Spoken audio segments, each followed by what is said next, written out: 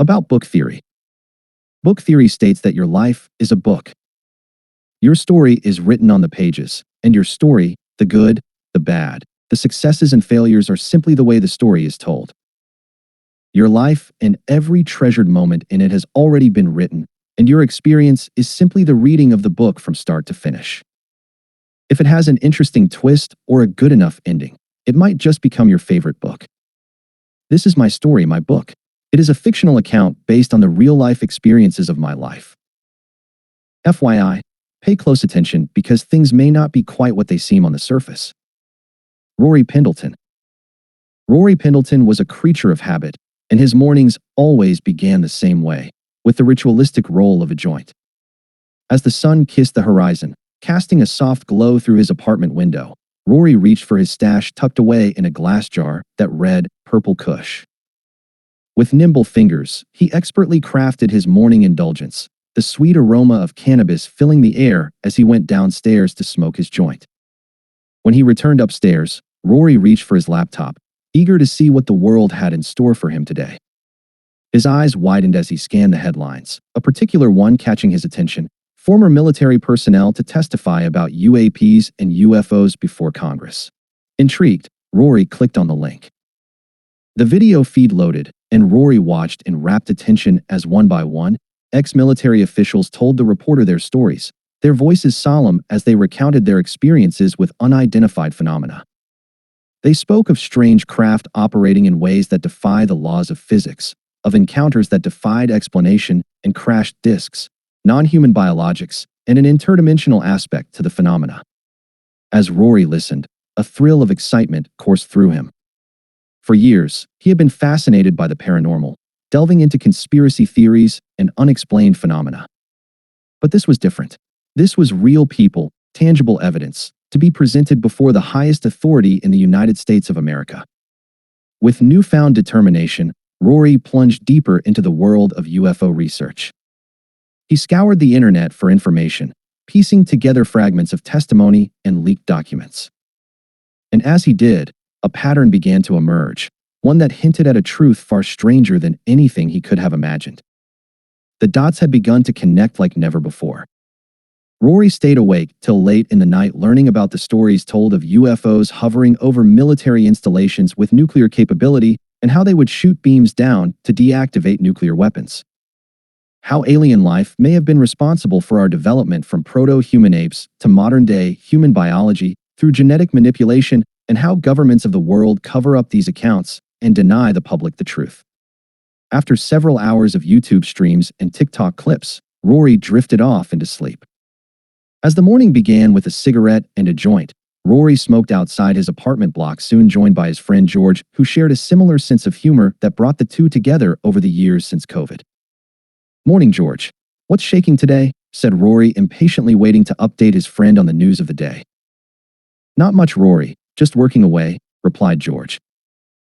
"You won't believe this, but apparently there are these top secret clearance Area 51 type dudes that are going to testify before Congress in a few days. They're blowing the lid off of the UFOs, and we are going to get some truth," said Rory with excitement. "What? Really?" replied George with disbelief in his demeanor. "Yeah, apparently they have crashed disks and alien bodies, and all this shit is legit.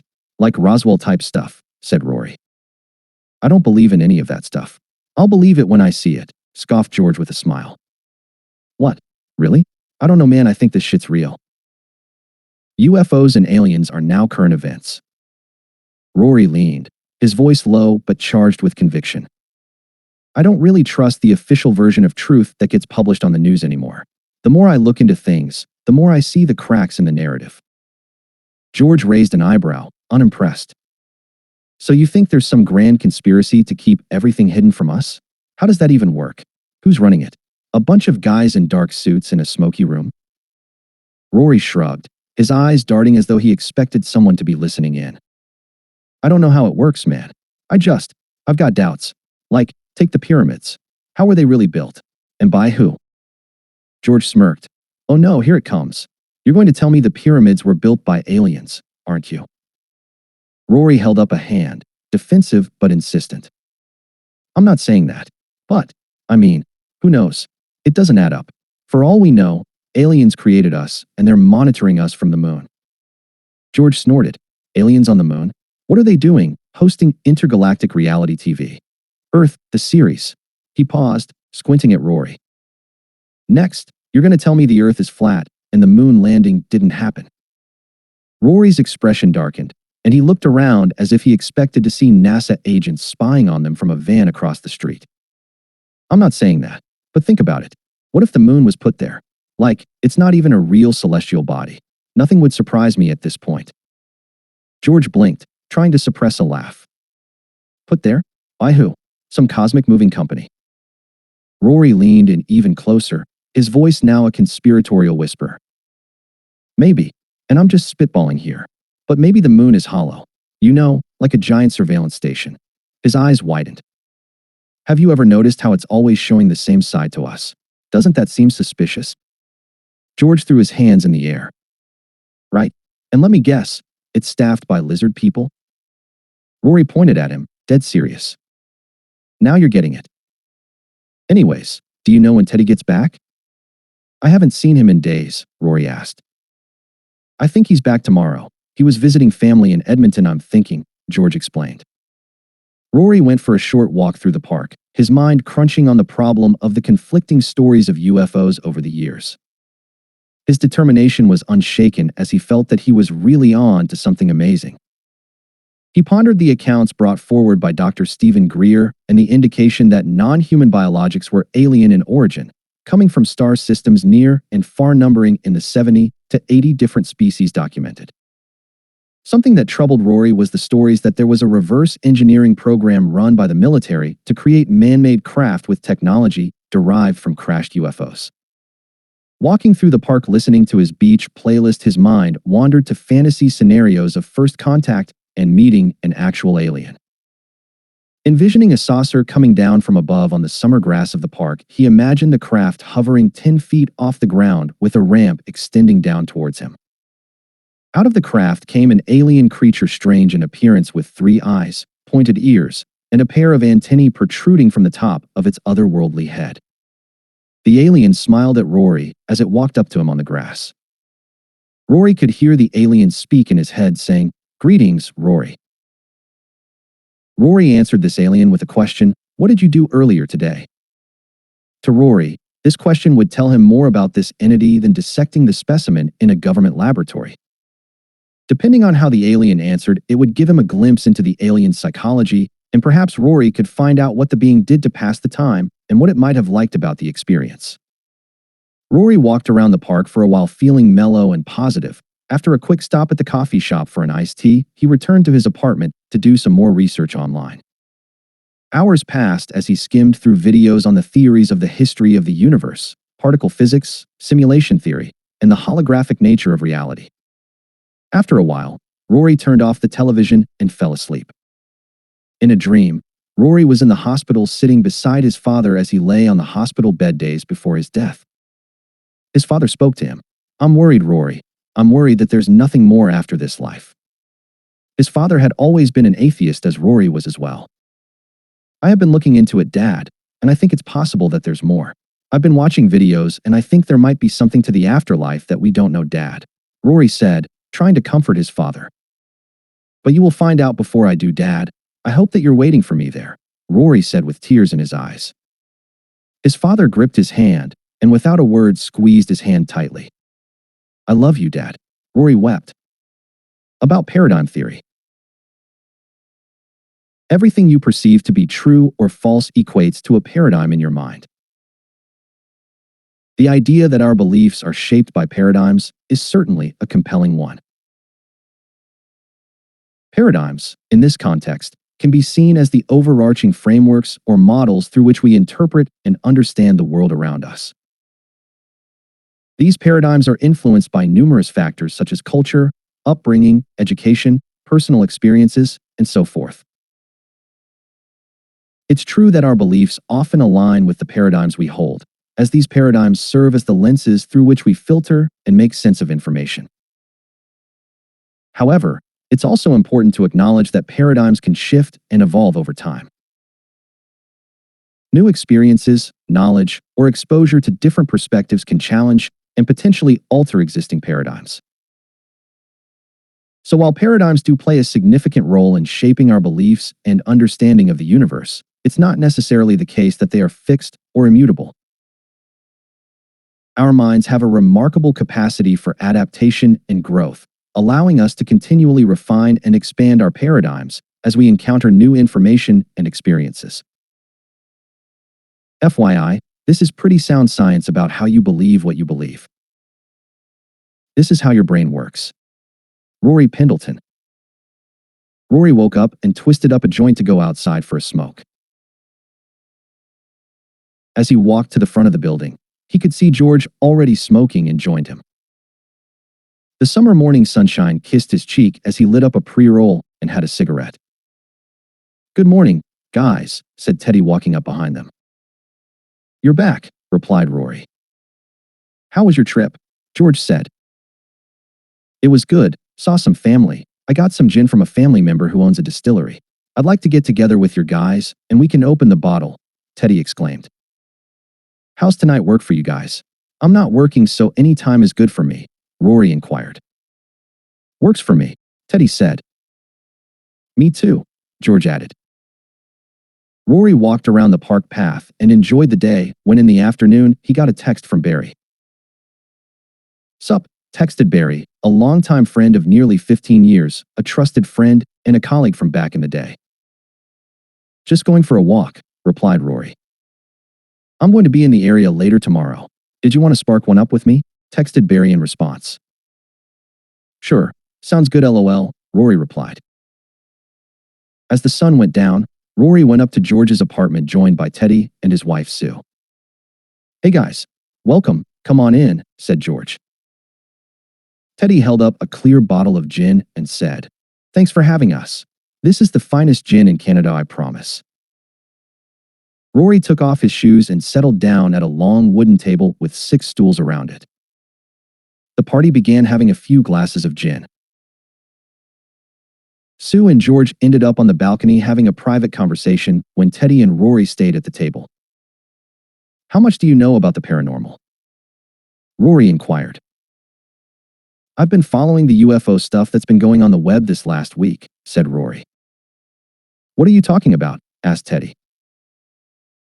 "Yeah, there's going to be a hearing before Congress in the States that's going to reveal all the UFO shit that's been going on since Roswell," explained Rory.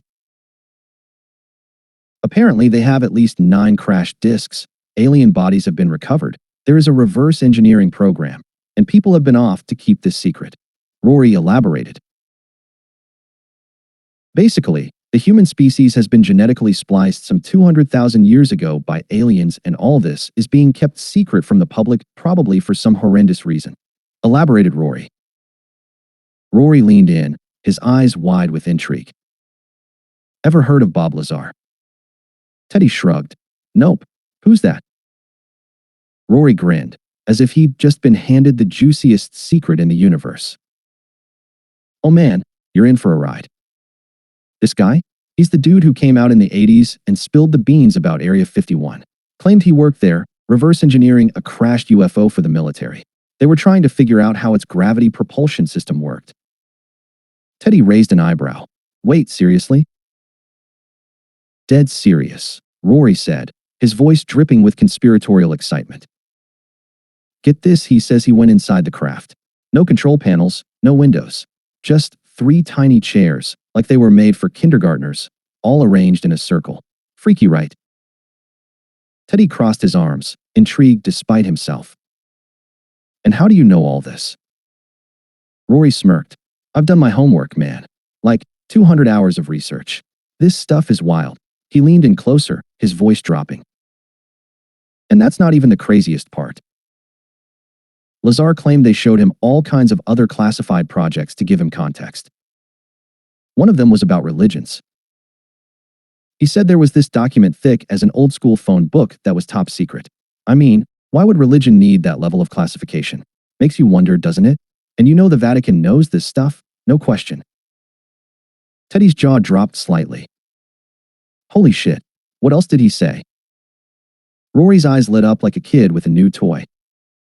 "Oh, it gets even weirder. One of the projects he was briefed on supposedly used UFO tech to look into the past to witness events from ancient history. And that's not all. Time travel, psychic abilities, consciousness apparently, it's all connected. It's like the real-life version of Rick and Morty out there. Teddy stared at him, half convinced Rory had lost it, half entranced. You've got to tell me more. Rory continued telling Teddy all of the different accounts that he had heard of and strong UFO cases from his searches on the internet. As the night went on, the two talked about what this all could mean. Eventually, George and Susan rejoined them, and the night ended at 3 a.m. with a smoke outside. Teddy looked distant and pensive before they all retired to the apartment block to go to sleep. Morning came and Rory took a walk down to the dispensary down the street. He opened the door and entered, walking slowly up to the counter. The clerk greeted him with an excited smile. Hey Rory, it's been a weird morning. Everyone that comes in here is talking about aliens, the clerk exclaimed. Yeah, it's the whistleblowers from the government coming up soon. I've been into UFOs for a long time, and I never seen anything this solid of a movement in the topic, Rory replied.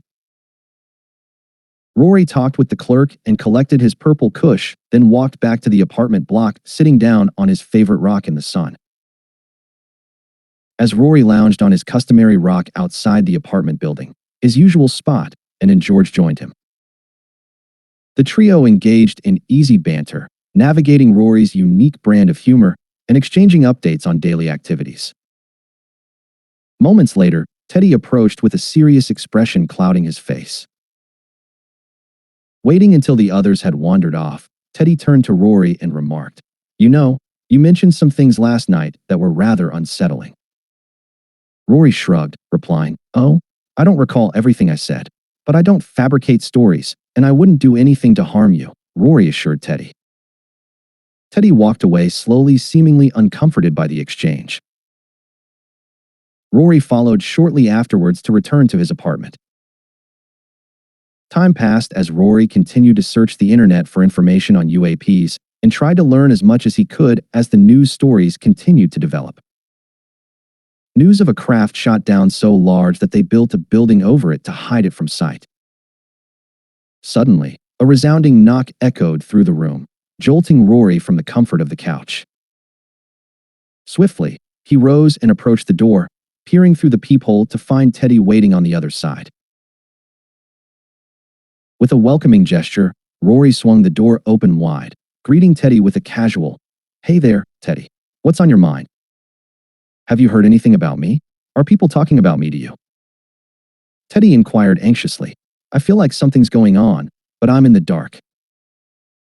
Rory reassured him, I don't know what you mean, Teddy. If something happened, I would talk to you because you are my friend. I don't really care what someone else would think about you.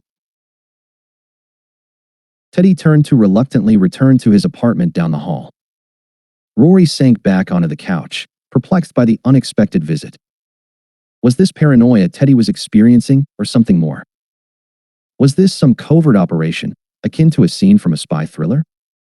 It took an hour of deep breaths and calming thoughts before a text message interrupted his ponderings. Barry's message lit up his phone screen. Hey man, what's the plan for later? I'll be around your area and thought we could hang. Count me in, anytime works. Rory replied promptly. An hour later, another text buzzed in. I'm downstairs, Barry announced. Rory secured his door and descended to meet Barry outside. A mischievous grin adorned Barry's face as they greeted each other. Hey, what's up? Rory asked. Not much, how about you? Barry responded. Rory launched into his latest fascination. I've been delving into UFO research online. It seems there's a congressional testimony scheduled for next week, revealing details of crashed discs and even alien bodies, all under oath. It's pretty mind-blowing shit. That's intriguing, Barry acknowledged. But it all sounds a bit far-fetched, doesn't it? No, trust me, this is groundbreaking, Rory insisted. It's been under wraps since Roswell, but now it's finally surfacing. Barry remained skeptical. I don't buy it. How could aliens travel here? It defies logic. Who knows what kind of technology they possess? Maybe it's beyond our comprehension, Rory speculated. Their discussion continued as they strolled, eventually parting ways near Rory's apartment, each lost in their own thoughts. Rory was taken aback by another unexpected knock at the door. Opening it, he found Teddy standing there, his expression twisted in anger. "Are you behind those threats against me?" "I am getting email threats," Teddy accused, his voice fraught with panic. "I'm facing a defamation lawsuit, and somehow, you're connected." Rory's confusion deepened. "I have no idea what you're talking about," he protested. Teddy's tone turned ominous. "If you're playing games, you're done." Rory's face flushed with shock. "I have nothing to do with this. I don't even know your last name. If you think this has something to do with me, I advise you to sever all ties with me. Starting now, if I see you, it's hi Ted, bye Ted, talk about a movie." Teddy walked down the hallway back towards his apartment. He turned to look back as the door to Rory's apartment closed shut. Rory shook with fear as thoughts raced through his head. How could this be happening? Who was behind the attack on Teddy? Was this happening because of the conversation about UFOs? Was someone listening to their conversations? Could this happen to me next? About purple and blue beams. In the kaleidoscope of human emotions, the spectrum of positivity and negativity intertwines, giving rise to a fascinating dichotomy embodied by purple and blue beams. These metaphorical rays of light symbolize contrasting facets of human interaction, each carrying its own unique energy and implications. The radiance of purple beams. Purple beams emerge as beacons of positivity, suffused with an aura of authenticity, empowerment, and possibility. Symbolizing genuine optimism and resilience, these radiant rays inspire hope, foster connection, and uplift spirits. Unlike their counterparts, purple beams possess a heightened potency, capable of catalyzing transformative change in individuals and communities alike. They represent the essence of human potential, encouraging growth, and instilling a sense of purpose and belonging. The shadow of blue beams. In stark contrast, blue beams cast a shadow over the landscape of human interaction, embodying negativity, cynicism, and manipulation. These metaphorical rays emanate a sense of coldness and detachment, lacking the warmth and sincerity associated with genuine positivity. Blue beams may be wielded by individuals with ulterior motives, seeking to deceive, control, or undermine others for personal gain. Their subtle influence can erode trust, sow discord, and perpetuate cycles of conflict and misunderstanding. In short, a sarcastic joke is a purple beam tinted blue, while someone acting disingenuously to take advantage of somebody can be described as a blue beam tinted purple. Just kind of FYI, purple beams have gotten me out of a lot of tricky situations in life. You may want to give it a try. Rory Pendleton. In the realm of dreams, Rory found himself transported to a haunting scene, the hospital room, where his father lay frail and fading. Tubes snaked from his nose, the only tether to life. Rory, consumed by a mixture of love and despair, clutched his father's hand tightly, refusing to let go. With each labored breath, his father's gaze met Rory's, and in a fragile whisper, words struggled to escape his lips. "You're my hero," his father spoke. "I love you, pal," Rory said back to his dying father. As the first rays of dawn filtered through his window, Rory stirred from his slumber, feeling the pull of another day beckoning him forward. Descending the stairs of his modest abode, he embarked on the familiar routine that marked the beginning of his quest. Today, however, held the promise of deeper exploration, a plunge into the murky depths of the enigma that consumed his thoughts. With a sense of purpose tingling in his veins, Rory indulged in his rituals, seeking clarity amidst the haze of smoke that enveloped him. Igniting a joint and lighting a cigarette, he ventured into the serene embrace of the park, a sanctuary where his musings found solace in the embrace of nature. As his footsteps traced a path through the tranquil expanse, Rory's mind delved into the labyrinthine corridors of his contemplations. The allure of Hollywood's elite and the titans of the music industry danced tantalizingly at the periphery of his consciousness. These figures, draped in the trappings of fame and influence, held sway over the collective imagination, their every move scrutinized and dissected by a captivated audience. Yet, beneath the glimmering facade of stardom, Rory sensed a deeper current coursing through the veins of these luminaries, a narrative woven with threads of intrigue and shadowy machinations. What drove these icons of the silver screen and the airwaves to lend their voices to political opinion, grassroots movements, and the opinions expressed in the official narrative? What motivations lurked behind the carefully curated personas they presented to the world? With each step, Rory's thoughts spiraled ever deeper into the abyss of speculation. Were these celebrities mere pawns in a grander scheme, manipulated by unseen forces that pulled the strings from behind the scenes? Or did they willingly embrace their roles as conduits of influence, weaving a web of illusion to shape the perceptions of the masses? As the sun climbed higher in the sky, casting its golden light upon the verdant landscape, Rory found himself consumed by a relentless drive to uncover the truth. For in the shadows of fame and fortune, he sensed the faint whispers of a conspiracy waiting to be unraveled, a puzzle whose pieces lay scattered amidst the glitz and glamour of a world veiled in secrecy.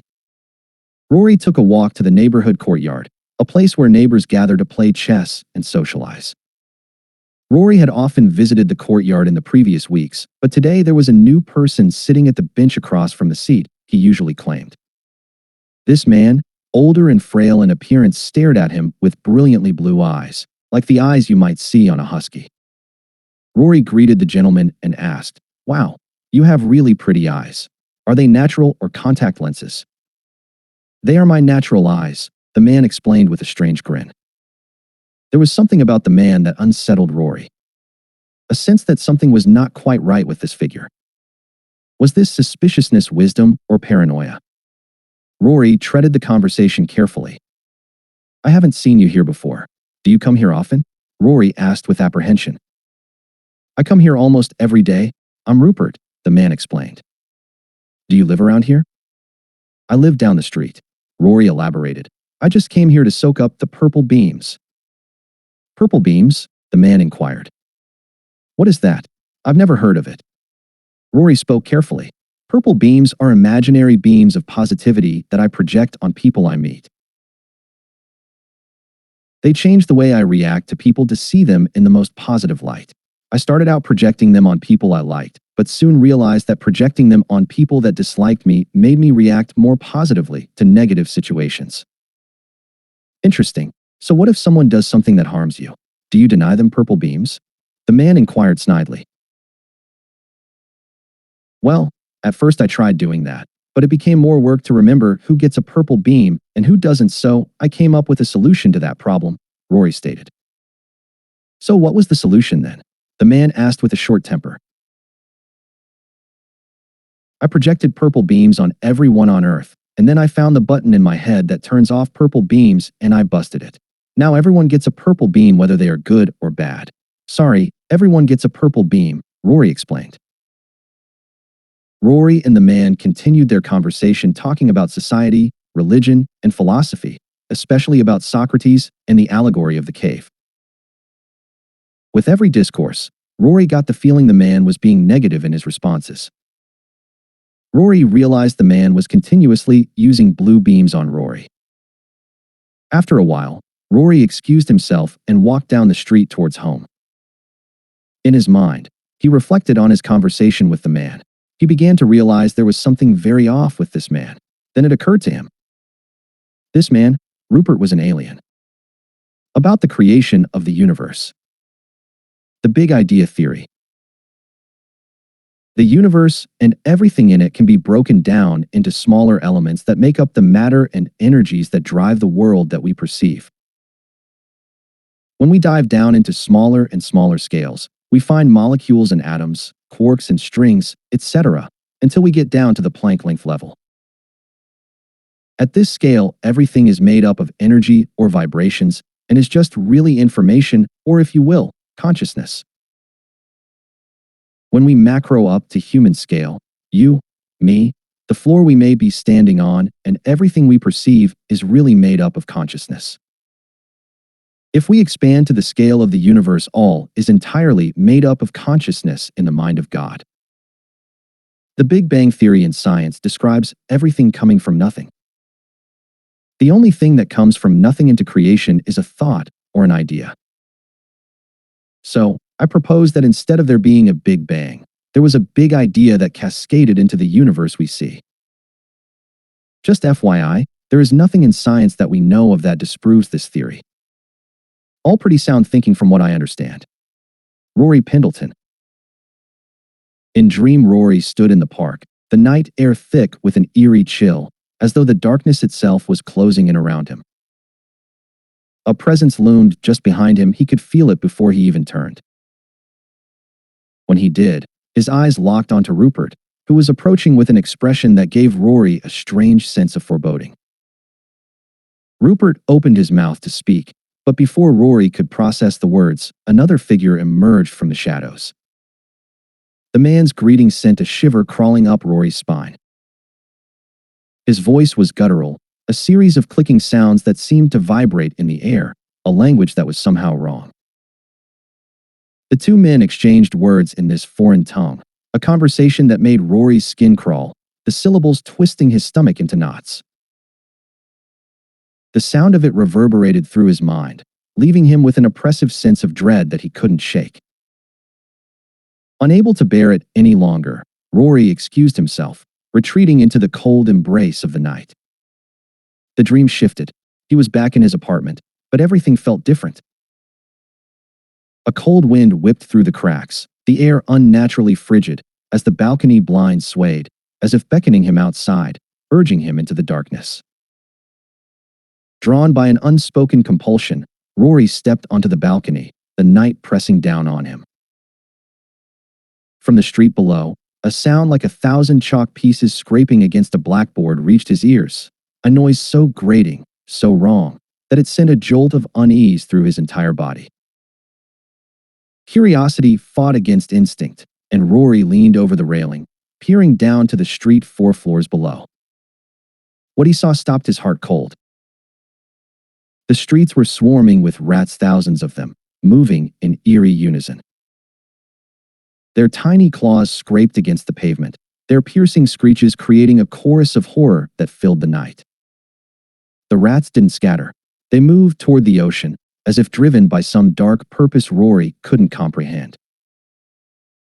He stood frozen, the bile rising in his throat, his mind struggling to process the grotesque sight. It was as though the world was unraveling before him, a nightmare that he couldn't escape, no matter how hard he tried. Everything faded to black, and the unsettling silence was the last thing Rory remembered as he jolted awake, drenched in sweat, his heart hammering in his chest. Rory roused from slumber, rolling a joint in anticipation. It marked the day of the congressional hearing featuring UFO whistleblowers.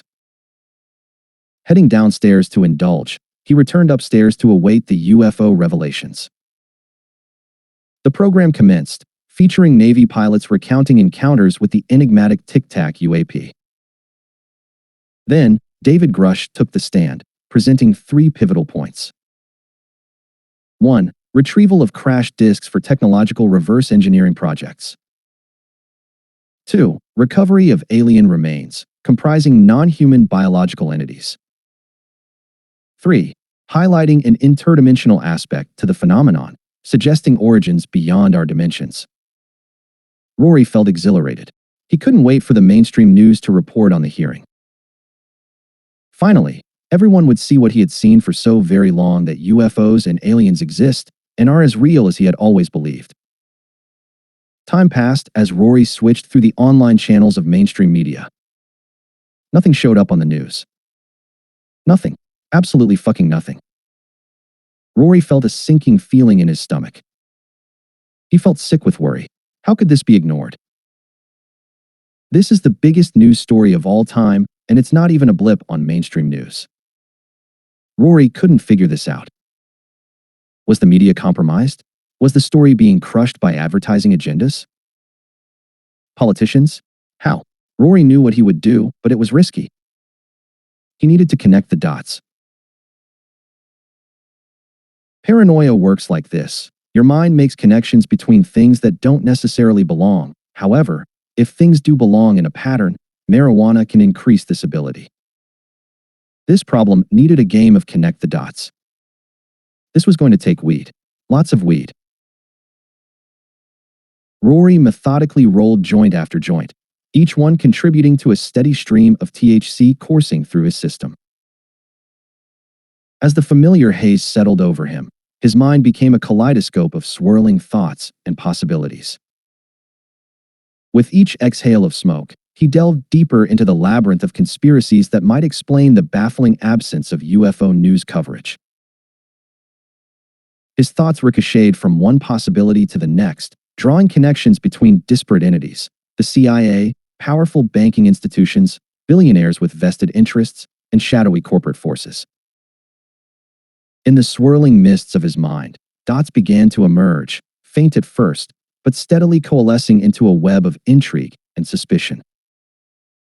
With each drag of his joint, Rory's perception sharpened, revealing patterns and linkages that had eluded him before.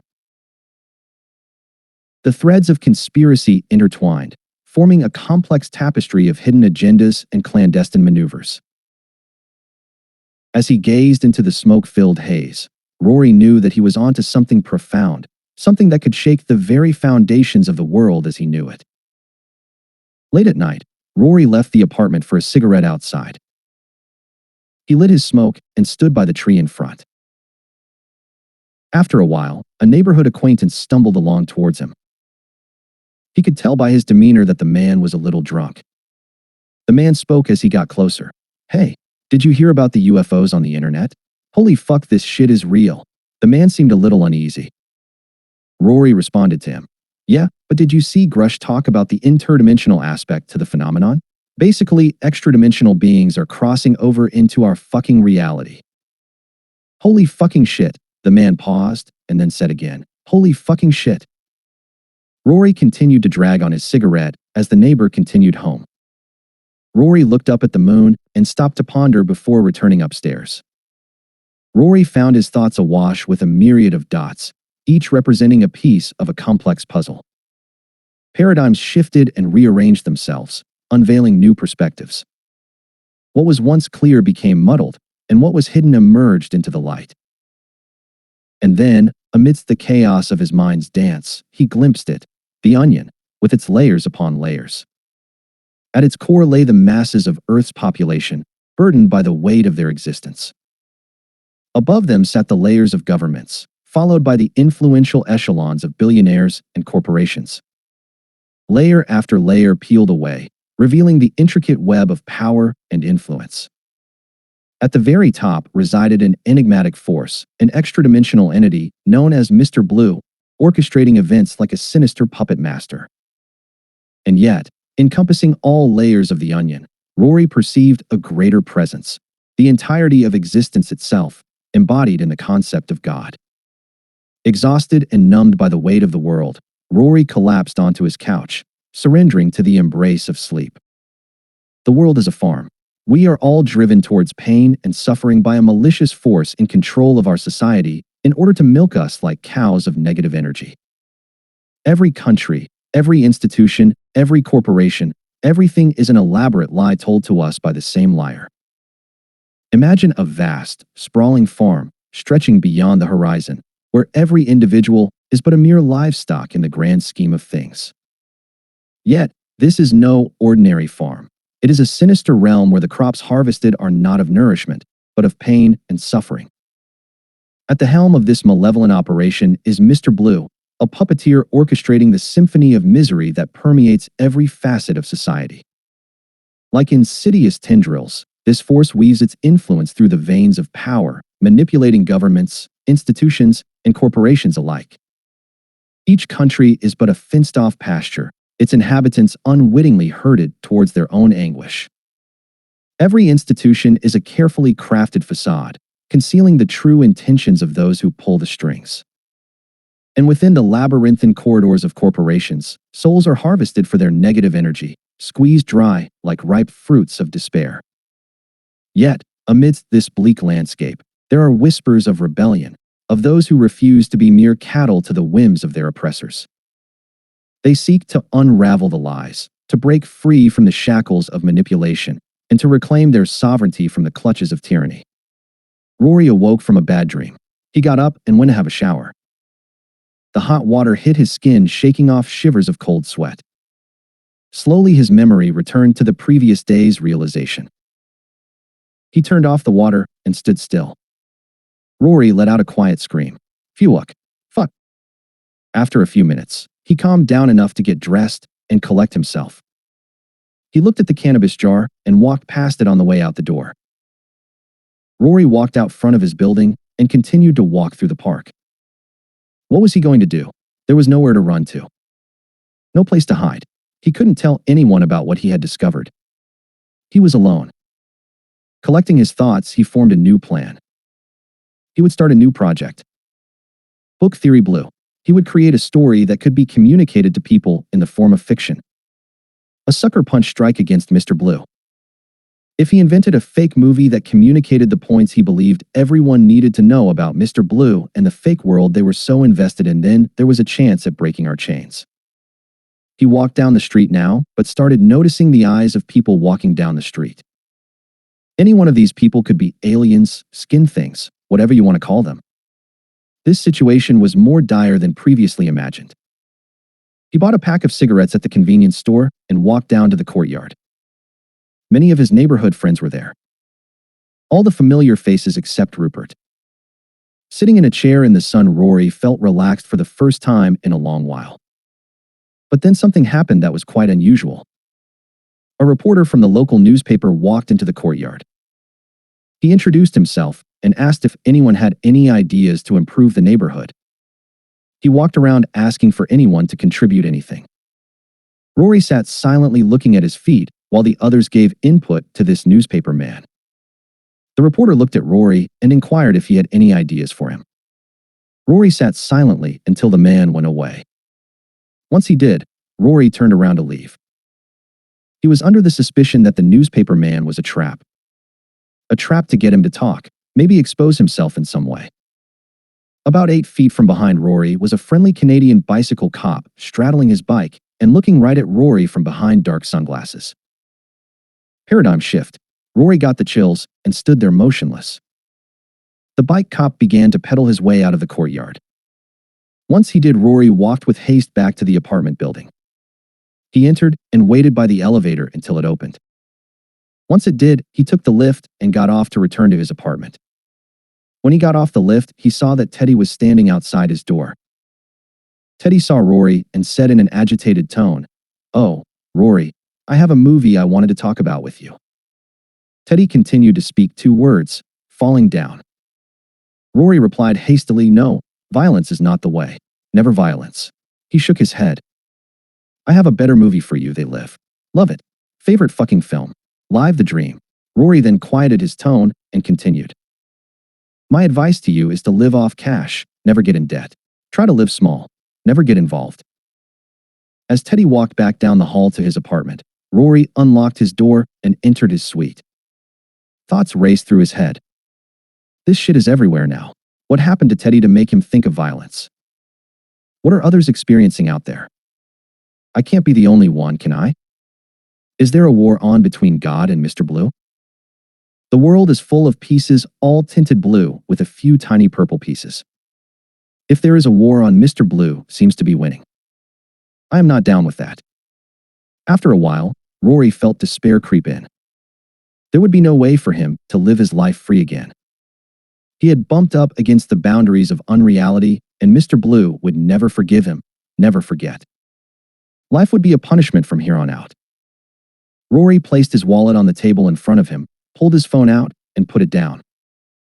He emptied his pockets and took his keys and placed them on the table as well. Then Rory picked up a pen and wrote on a piece of paper by his computer. On the paper he wrote, "Dear Mr. Blue, I have a purple beam for you too, always." Then Rory walked out of his apartment, leaving the door unlocked. He walked down the street, never intending to return to his apartment again. He walked down to the downtown east side, trying to collect his thoughts. All of the downtrodden people in the area of desperation surely could be a good place to hide from Mr. Blue's influence. He sat in the grass in front of a church where some homeless people sat. Rory sat down and said hello and tried to see if the homeless angle was something he could do to escape from Mr. Blue. Maybe it was a good place to try and purple up the world a little. As he sat there, every 10 minutes a dispute would break out and turn nasty. It was only a matter of time before a police officer would ask him for identification. That couldn't happen. If he was detained by the cops, they would get his name, and he would inevitably end up in a psych ward. That couldn't happen. Rory continued walking. He walked down the street coming to a park. Maybe he could live as a drifter, going from place to place, always on the run. Rory lay down in the grass of a public park. He shut his eyes and tried to think how he could make anything work. All possibilities escaped his mind. He came to a conclusion. It's over. You're done now. End this torture once and for all. Rory thought of one thing, the Granville Bridge. Rory got up and began walking. As he crossed the streets of downtown Vancouver, he moved hastily. He wondered if someone would try and stop him from getting there. Every police car that passed Rory dropped his head down. He passed street after street until he got to the base of the bridge. Rory walked up the pedestrian ramp and wandered to the midway point of the bridge. Looking over the edge, Rory felt nothing but purpose and saw that there was a clear path to the water far below. No boats underneath him, nobody that could get hurt. He climbed over the edge without hesitation. Then he was falling. His perspective went out of his body. He watched as his body fell from above. Then he hit the water with a smack. Blackness. Rory could not feel his body. He had not a mind or thoughts. All was peace in an endless, formless void. This feeling lasted for what felt like a couple of short minutes.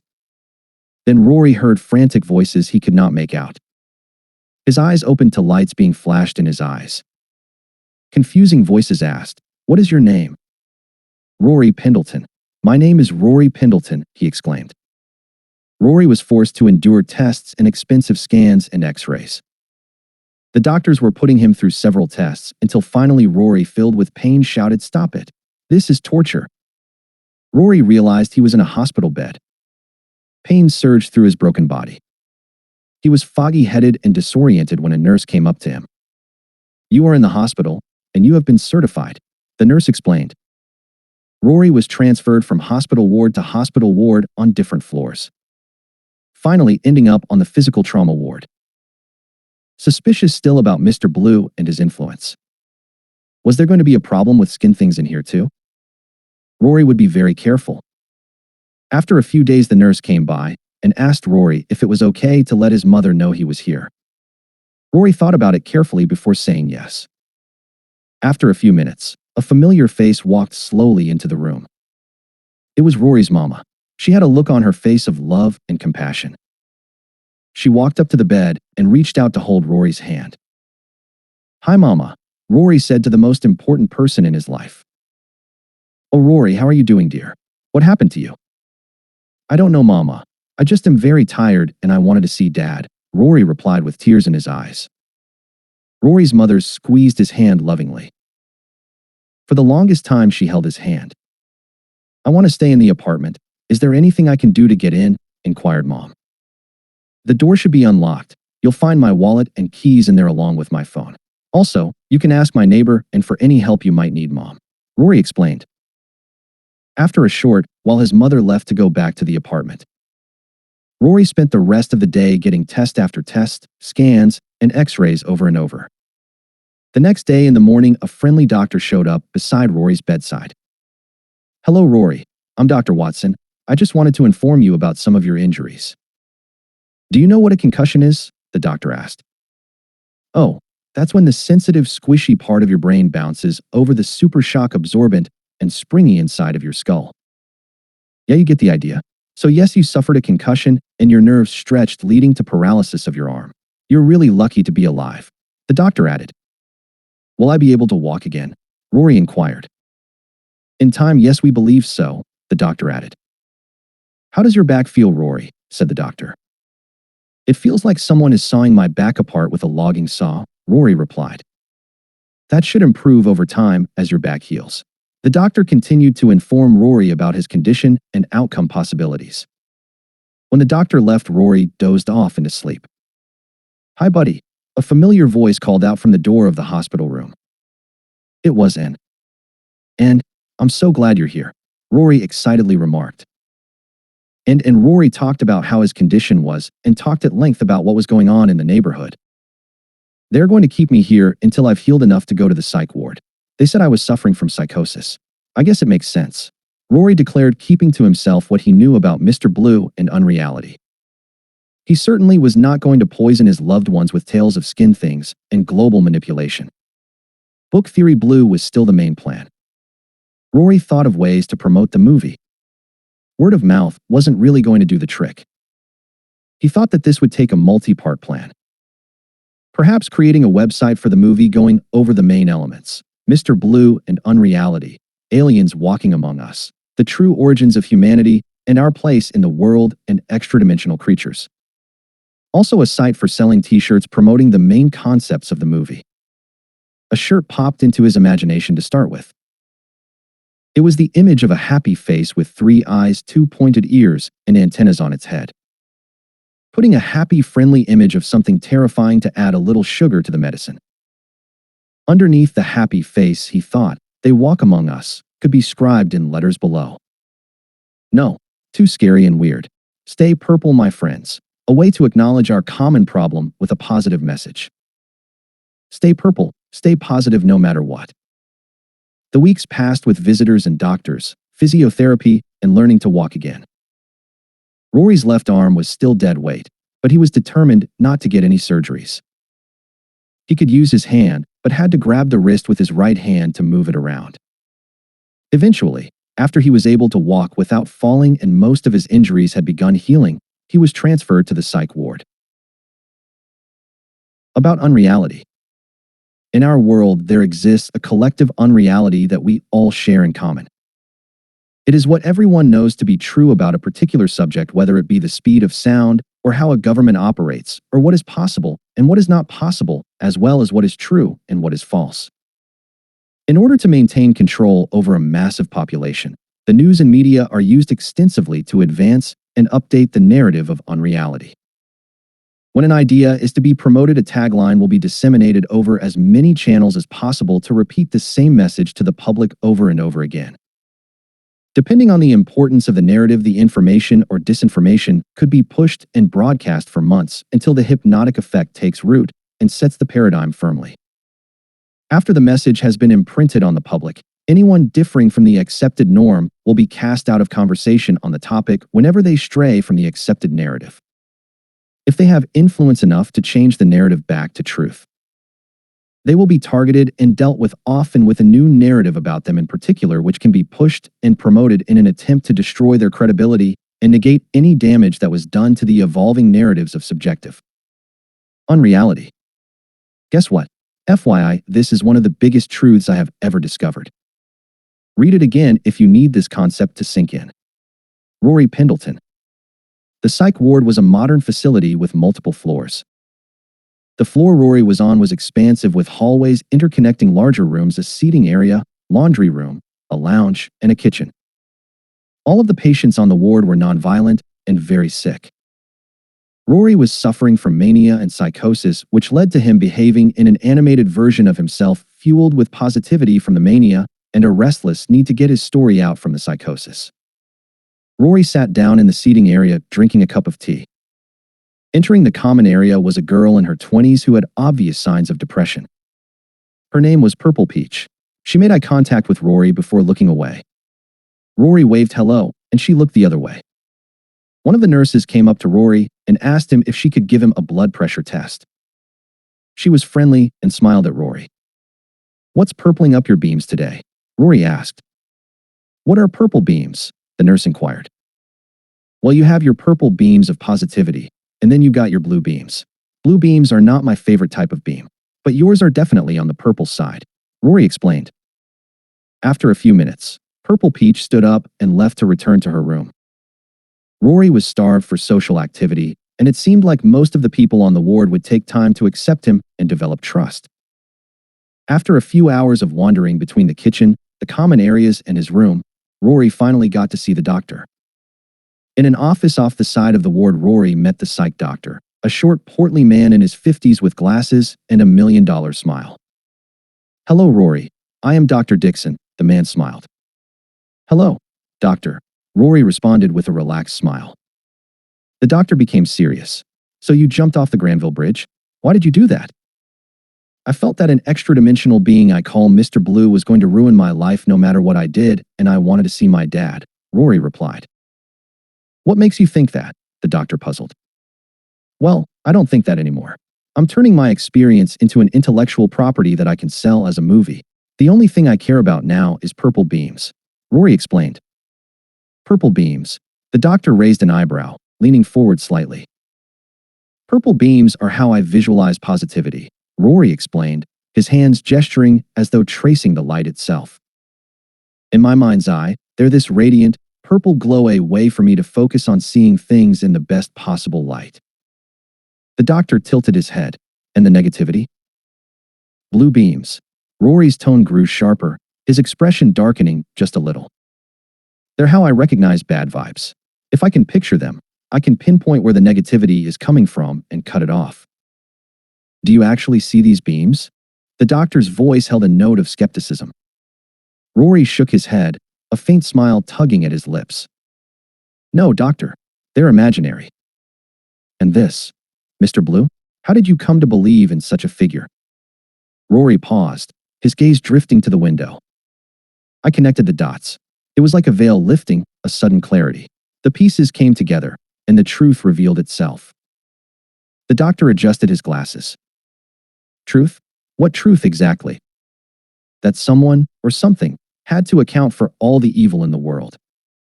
It didn't add up that our society run by humans supposedly could justify so many acts of cruelty, so much inhumanity. There had to be something else behind it all. Rory's voice grew firmer, his words carrying the weight of conviction. There is no Mr. Blue, the doctor said, his voice measured and steady. Rory's eyes narrowed. How can you be so sure, doctor? How can any of us be sure of anything when all we have are these two eyes and a brain to go off of? The room fell silent, the air heavy with the tension between their opposing views. We will talk more about this soon, Rory, but that is all the time we have for today, exclaimed the doctor. Several days passed, and Rory walked out past the nurse's station. A voice from behind the counter called out to Rory. You have a visitor today at 2 p.m., someone named Barry. Oh great, said Rory. His good friend was coming to see him. It means so much to someone on a psych ward to get in contact with someone who isn't in the position of being a nurse diagnosing your behavior or fellow patients who are all in serious situations. Rory waited excitedly for his friend to arrive. After a few hours, he saw Barry waiting outside the double-secured doors leading to the elevator. The nurses buzzed him in, and he opened the door wide to meet Rory's smile. Hey buddy, how are you? Smiled Barry. Not bad considering, Rory answered. Let's go down to the visiting room. Rory and Barry sat in the visiting room, and Rory went over the details of what he believed happened and talked at length about purple beams, blue beams, Mr. Blue, and unreality in the context of a motion picture of his life. Barry seemed a bit apprehensive about the new Rory. An hour later, the two friends strolled back down the hall towards the exit doors. Barry approached the nurse stationed behind the counter, politely expressing his desire to leave.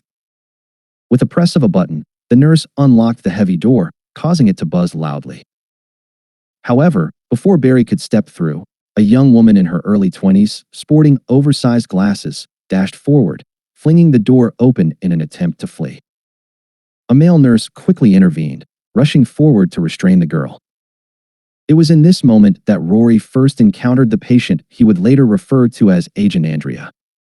After the chaos quieted down, Barry opened the door and disappeared into the elevator as the doors shut. Several days passed with the constant rotation of blood pressure tests, doctor visits, medication adjustments, and random social interactions with the various other guests at the Psyche Hotel. One day during breakfast, Rory was sitting eating a hard-boiled egg when Purple Peach sat down with her tray across the table from Rory. I like your beams today, Purple Peach said unexpectedly. They're quite purple. Thanks, Rory replied. No blue beams here, I think. Peach remained quiet, focused on her breakfast, while Rory finished his meal. After tidying up his tray, he made his way to the common area. It struck him that this was the first time someone had acknowledged his purple beam theory. It brought a sense of validation, however small, to Rory's thoughts and ideas.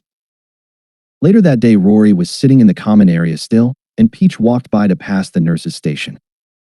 "Peach, your husband is coming up for a visit in a half hour," the nurse said aloud. "Okay," Peach answered the nurse. Not long after Peach's visitor arrived, a palpable tension seemed to fill the room.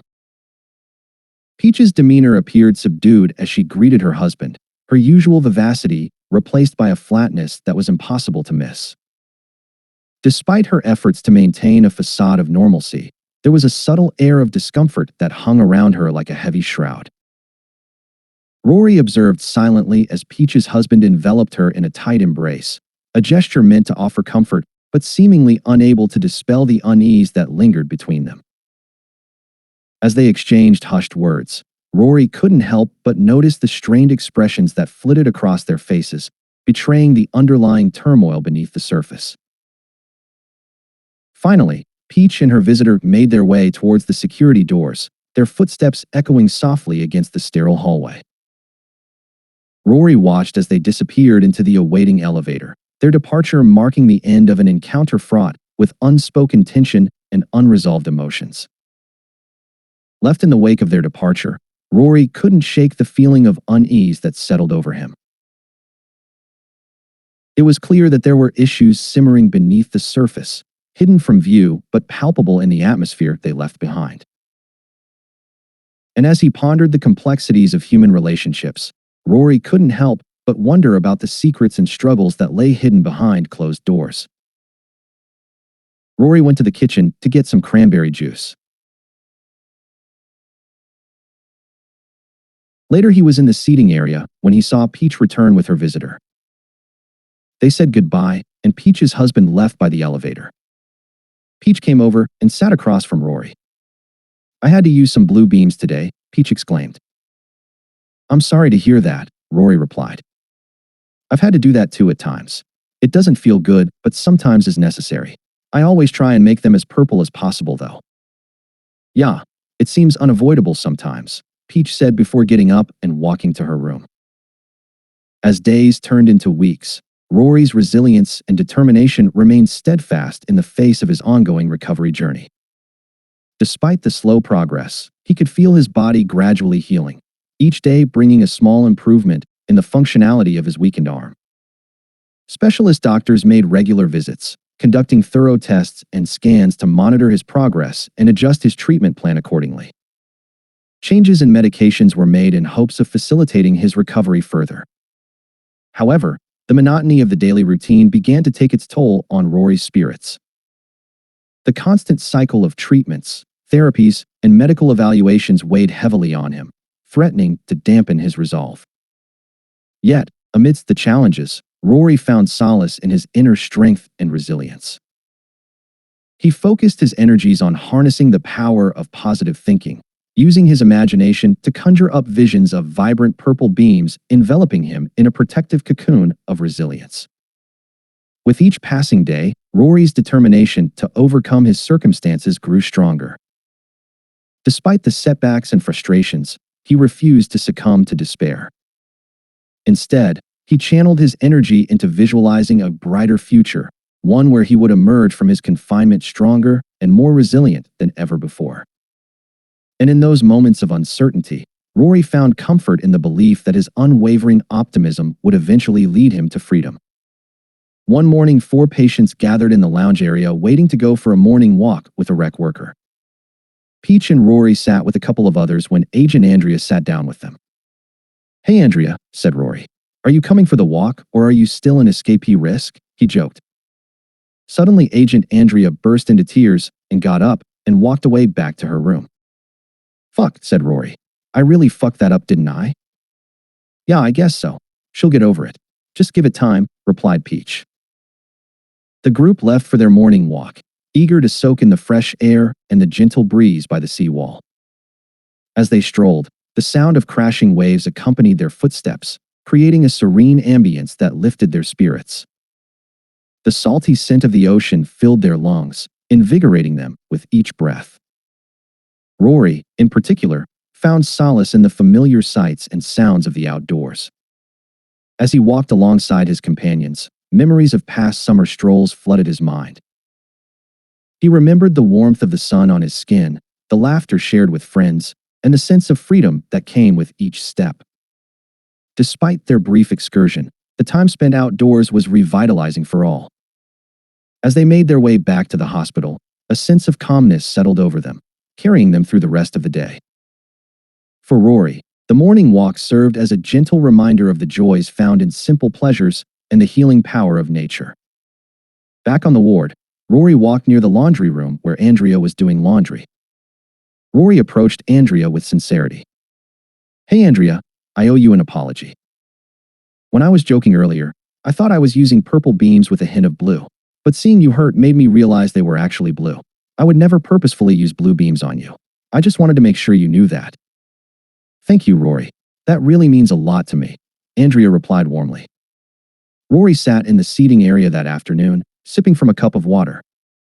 The room buzzed faintly with the hum of overhead lights, his mind wandering aimlessly until Dr. Dixon appeared beside him. "I'd like to see you now, Rory. Could you come with me?" Dr. Dixon asked, his tone calm, yet commanding. Rory glanced up, blinking. "Sure, doctor." He rose and followed Dr. Dixon down the hallway, the polished floor reflecting their footsteps. The doctor opened the door to his office, motioning for Rory to enter. Rory stepped inside, closing the door behind him. Dr. Dixon settled into his chair and folded his hands neatly on the desk. "So, Rory, how are you feeling today?" Rory shrugged, leaning back slightly. "I'm good, I think." The doctor's gaze sharpened, but his tone remained measured. "And Mr. Blue? Are you still seeing him?" Rory hesitated, a flicker of something unreadable crossing his face before he answered, "No, Mr. Blue was just part of the episode one was having." His voice was steady, but the words felt rehearsed. Dr. Dixon raised an eyebrow, his pen tapping lightly on the desk. "I see. And what about the blue beams? Do you still see those?" Rory shook his head, the corner of his mouth twitching. "No, blue beams don't exist. I get that now." The words came out a little too quickly, too polished. Rory was careful with his rehearsed response. The doctor leaned forward slightly. "And the purple beams? Are they still there?" A wry smile crept onto Rory's face.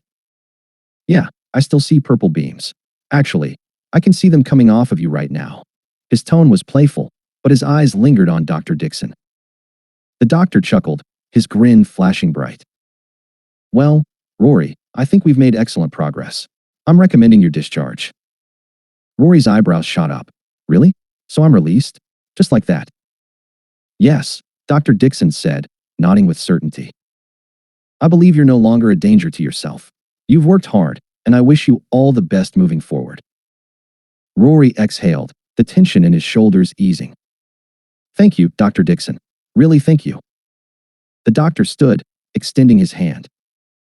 "Take care of yourself, Rory." Rory got up and shook his hand firmly, offering a genuine smile as he left the office, the door clicking shut behind him.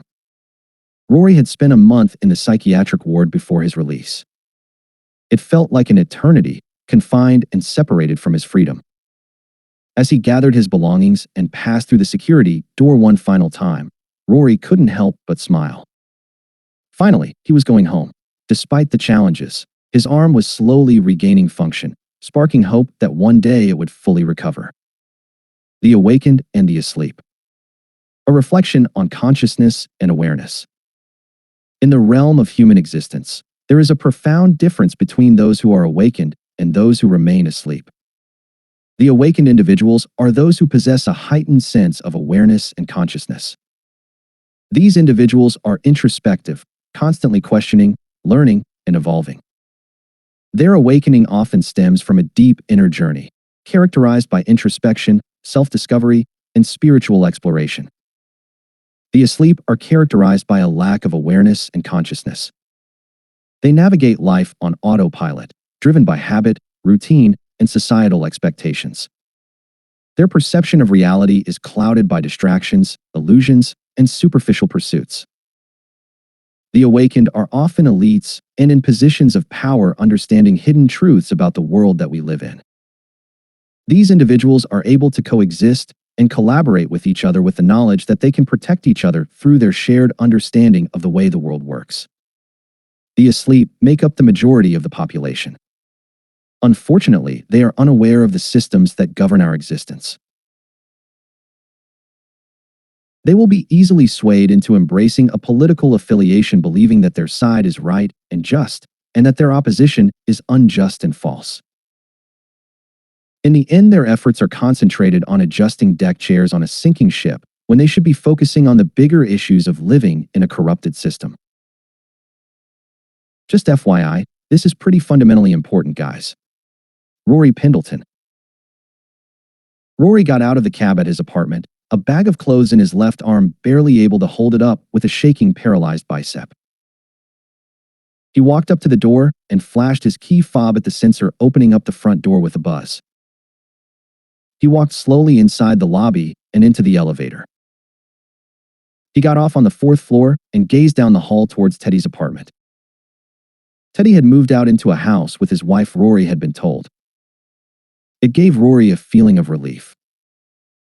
Opening his front door, he walked into his apartment. It felt like the dream of a life that was already dead. He put his clothes away and sank onto the couch. The apartment was tidy, all organized and neat thanks to, and as she had gone through and cleaned the entire apartment and organized everything into tidy bags. The television was not hooked up anymore and would remain this way. Rory was off television and movies for good. They represented a world that no longer existed for him. Rory went to the grocery store for some provisions. When he returned back, he got a text message from George. He put his shoes on and headed down for a smoke with his good friend whom he hadn't seen for 3 months. George was outside waiting for him with a subdued smile. "Hey buddy, how are you doing?" Rory said, "I'm great. It's good to be back." Rory pulled out his cigarette package and pulled out a smoke with his right hand. He held a lighter and pulled his left arm up by the wrist in order to light his cigarette. "Gotta do things a little differently now, buddy. I got a gangled arm," he joked. "I'm just glad to have you back, Rory. You gave me one hell of a scare with your little stunt. I thought I lost you." Tears welled up in his eyes. The two smoked a cigarette and stood there catching up for 20 minutes. When Rory got back upstairs, he sank into his couch. His mind suddenly stirred with memories coming flooding back. The UAP whistleblowers, Congress, Roswell, Bob Lazar, COVID, Teddy. He was pissed off. Most of his anger was focused on Mr. Blue. "I'm going to get you, fucker," Rory thought. Rory unpacked his laptop and plugged in his stylus and tablet. Opening an illustration app, he began to draw. He drew a circle, then a smile, 3 dots for eyes, 2 pointed ears, and a pair of antennae. "Mr. Blue, you motherfucker." Underneath, he typed out the words. "Stay purple, my friends." Rory saved the image on his hard drive and uploaded it to an online custom t-shirt store where anyone could pay for the image to be printed on a shirt. Shots fired. Fuck you. Then Rory spent the next few hours making a website for his movie project. He made poster art with the title, Book Theory Blue, and the words, "Mr. Blue loves you but hates when you are happy. The only option left is to shine your purple beams." He put links to his Twitter account, a synopsis of the basic concepts of the film, a fantasy casting list of celebrities chosen for strategic reasons, and links to the t-shirt store website. Shots fired. Fuck you. What began as a suicide attempt was now a kamikaze mission to take down Mr. Blue using purple beams. Rory laid down on his couch. His mind wandered through the information he had accumulated and all the leads in this paranormal investigation. Thoughts stirred as he fell into a dream. 1930s. Nazis, through a study of occult practices, make contact with demonic entities. Make agreements for technological advancement. 1940s. Through Operation Paperclip, Nazi scientists and technology are taken to the United States. Crash disks in America lead to more research and development on recreating UFO tech. 1950s. Project Blue Book is set up to study UFO encounters and reports. The entire project's goal is to debunk UFO sightings and to mislead the public consciousness and affect the structure of unreality. 1980s. Bob Lazar is let go from Area 51 and turns whistleblower, leaking information about the technology being reverse engineered for military applications. 1990s. Another employee of Area 51 turns whistleblower, telling of the presence of extradimensional beings infiltrating the higher levels of government. Skin things in control essentially. 2020s. By this time, skin things are everywhere. The CIA cannot tell the difference between a human being and one of them. It's not unrealistic to assume these things have control of most governments and media. 2023. UAP and UFO whistleblowers testify before Congress. The news of this event is completely swept clean by the integrity of unreality. 2024. Miami Mall incident. Extradimensional beings cross over into our reality being witnessed by dozens of people. Unreality is very effective in erasing this from the public view. In the following week, Rory found himself immersed in his creative process, channeling his fascination with UFO disclosure into crafting t-shirt designs. Each graphic he uploaded bore the imprint of his theories and phrases, all intricately tied to Book Theory Blue. Yet, amidst his creative fervor, Rory couldn't shake off a nagging sense of unease. As he glanced around his neighborhood, he noticed a peculiar shift in the atmosphere. Those who had once been fervently discussing UFO disclosures and delving into the depths of conspiracy theories now seemed oddly subdued, their enthusiasm waning. It was as if a veil had been drawn over their eyes, obscuring the truths they had so eagerly embraced just months before. Rory pondered over this phenomenon, grappling with the unsettling notion that the very same individuals who had been awakened to the mysteries of the universe were now slipping back into a state of obliviousness. How could this be? What forces were at play to lull them back into complacency? The answer was clear to Rory. Unreality. Fucking unreality. A few months passed, and fall became winter. Rory's back had begun to improve slowly, and his arm regained much function. Rory was outside one day having a cigarette when and walked up from across the street towards him.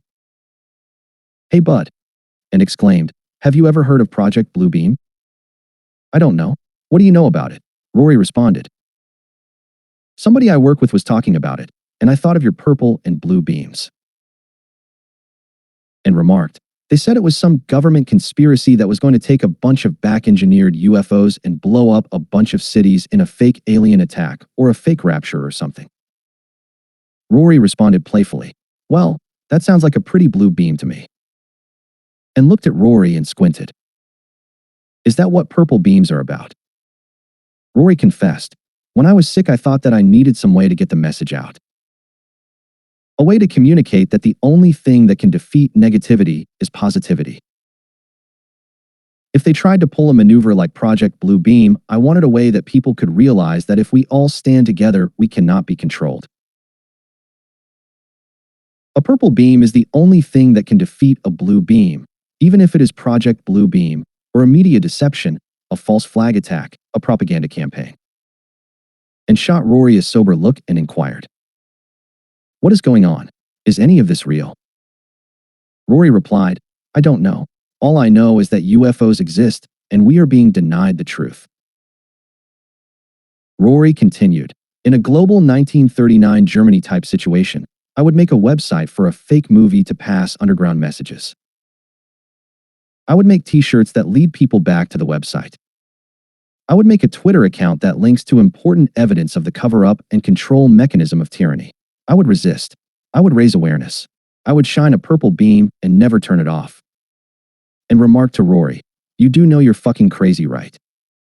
Rory smiled and looked and in the eyes. "Oh yeah, I definitely know that. Book Theory Blue. Shots fired. Fuck you."